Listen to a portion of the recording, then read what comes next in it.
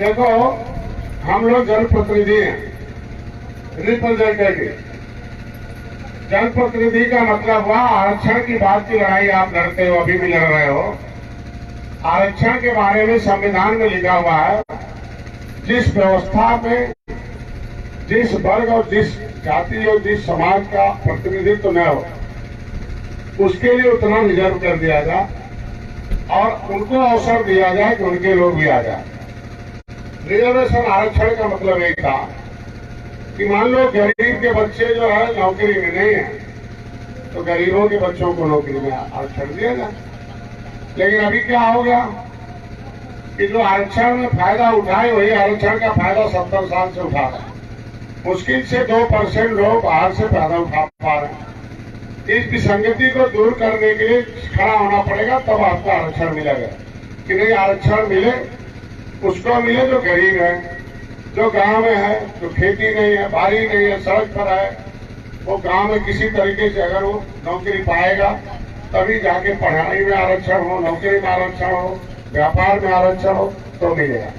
लेकिन आरक्षण पर जाने का मतलब होता है रिप्रेजेंटेटिव, प्रतिनिधित्व। प्रतिनिधित्व का मतलब होता है कि जिस समाज पर धोखेबाजी हो रही हो, षड्यंत्र हो रहा हो, अन्याय हो रहा हो, उसे पता न चले, और जिसे पता चल जाए वो उसकी लड़ाई लड़े। जैसे आपको पता नहीं है कि आपके बच्चों की ज्ञान छीन लिया गया। 2001 में कांग्रेस की सरकार थी। संविधान देश से चलता है। पहले भगवान, हम लोग आपस में, समाज आपस में मिलजुल के समाज चला रहा था, राजा लोग देश चलाते थे। तो राजा नीति बनाते थे, दूसरे राजनीति कहते थे।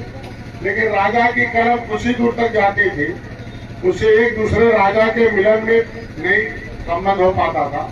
उसके वजह से राजतंत्र खत्म हुआ, लोकतंत्र आया कि लोगों के विकास के लिए, लोगों के हितों की रक्षा के लिए एक व्यवस्था दी जाए, जिसके वजह से लोग उनको फायदा मिले, घर मिले, द्वार मिले, पढ़ाई मिले, शिक्षा मिले, रोजगार मिले, पैसा है। उसके लिए व्यवस्था दी गई एक दूसरे देश से मिलकर कि हमारे पास जो होगा हम दूसरे को दे देंगे, दूसरे पास देगा हम ले लेंगे।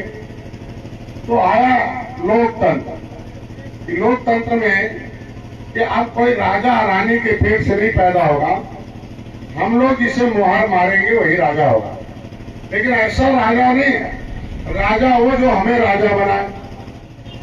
आज के दिन में आपके बीच में इसलिए आया हूं कि यही line, the political power the strong and the God power, कि राजनीतिक शक्ति भगवान की शक्ति से ज्यादा शक्तिशाली है।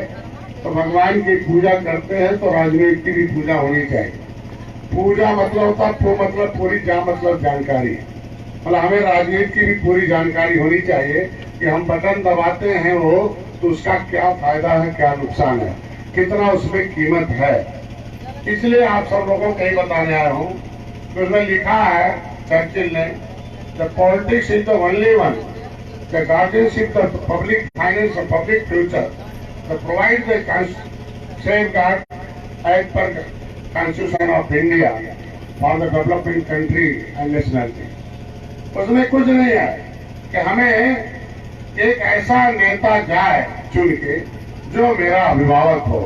अभिभावक का मतलब हमारा ध्यान दे, हमें खाना टाइम पर मिले, हमें शुद्ध भोजन मिले, शुद्ध कपड़ा मिले, शुद्ध इलाज मिले, शुद्ध पढ़ाई मिले, शुद्ध लिखाई मिले, व्यापार हो। ये गार्जियन का मतलब हुआ। लेकिन जब भगवान राम और निषाद राज आपके गार्जियन थे तो दुख का राज था कि सुख का? बहुत तेज बोलो, हाथ उठा के बोलो, सुख का। लेकिन जब राजा हट गए, मुगल आ गए, 750 वर्ष आपके डंडे में मुगल हरे रंग का झंडा टांगने लगे, और जो नहीं टांगता तो उसका गर्दन काटने लगे। मतलब 750 वर्ष मुगलों ने आपको मुसलमान बनाने की कोशिश किया कि भाई हमको गार्जियन मान, तलवार पर बदौलत, तलवार के बदौलत गार्जियन बना। 750 वर्ष, 750 वर्ष गर्दन कटती रही। लेकिन मैं बधाई दूंगा अपने पुरखों को कि तलवार से गर्दन स्वीकार किया करना, लेकिन उनका हरा झंडा उठाना स्वीकार नहीं किया।